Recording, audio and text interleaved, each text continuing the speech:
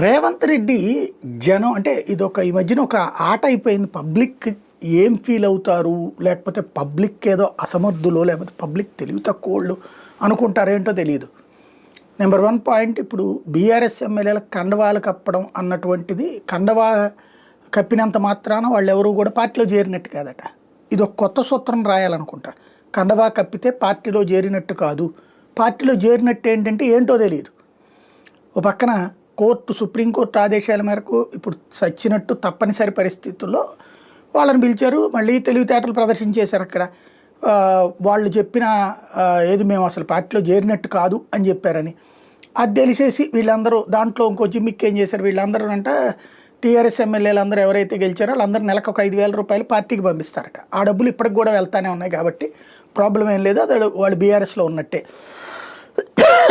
ఇది రెండవది, వాళ్ళు కండవా కప్పుకున్నంత మాత్రం కాదు. కండవా కప్పుకున్నంత మాత్రాన పార్టీ కాబట్టి నువ్వు ఎదుగు చేర్చుకున్నట్టు, ఎవరి కోసం చేర్చుకున్నట్టు, జనం అంత వేరే వాళ్ళ లేకపోతే జనాలు అంత పిచ్చోళ్ళు అనుకుంటున్నారా? ఇప్పుడు అవతల వాళ్ళు తీసుకున్నప్పుడు తెలియదా అనైతికం, ఆ రోజున కాంగ్రెస్ వాళ్ళని చేర్చుకోలేదా అని చెప్తే ఒక అర్థం ఉంటుంది. అలా కాకుండా మేము చేర్చుకున్నది పార్టీలో చేర్చుకున్నట్టు కాదు అనే విచిత్రమైనటువంటి వివరణ ఏంటో అర్థం కాదు. అదే కాకుండా చంద్రబాబు నేను ఒకటేనని ప్రచారం చేస్తున్నారు. అందుకే కేటీఆర్ లోకేష్ని గెలిచినటువంటి విషయం కూడా చెప్పా. లోకేష్ తమ్ముడు లాంటి కేటీఆర్ అంటున్నాడు.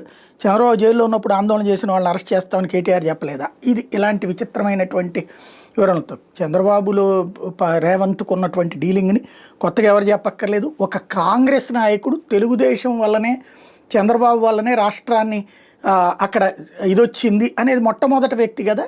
రాజశేఖర రెడ్డి అన్నాడా, కిరణ్ కుమార్ రెడ్డి అన్నాడా, రోసయ్య అన్నాడా? లేకపోతే కనుక అంతకుముందు ఉన్నటువంటి ఎదురుమల్లి జనార్దన్ రెడ్డి, కిరణ్ కోట్ల విజయభాస్కర్ రెడ్డి అన్నాడా? లేదు కదా. ఇప్పటికీ హైదరాబాద్ బాగా అన్నది చంద్రబాబు వాళ్ళు, అది తెలుగుదేశం వాళ్ళకి నిజమే. అదే సమయంలో కాంగ్రెస్ వాళ్ళు ఒప్పుకుంటారా? ఒప్పుకునేటప్పుడు ఇంకా పార్టీ ఎందుకు? అట్లాంటప్పుడు ఆ కాంగ్రెస్ తరఫున నేను ముఖ్యమంత్రి అభ్యర్థి ఎందుకు? అదే తెలుగుదేశానికి ఇచ్చేస్తే సరిపోతుంది కదా. కాకపోతే ఏంటంటే జనం మనం అధికారంలోకి వచ్చేసాం, మనం ఏం మాట్లాడినా సరే అది చెల్లుబాటు అవుద్ది అన్న రూట్లో ఉన్నారనమాట.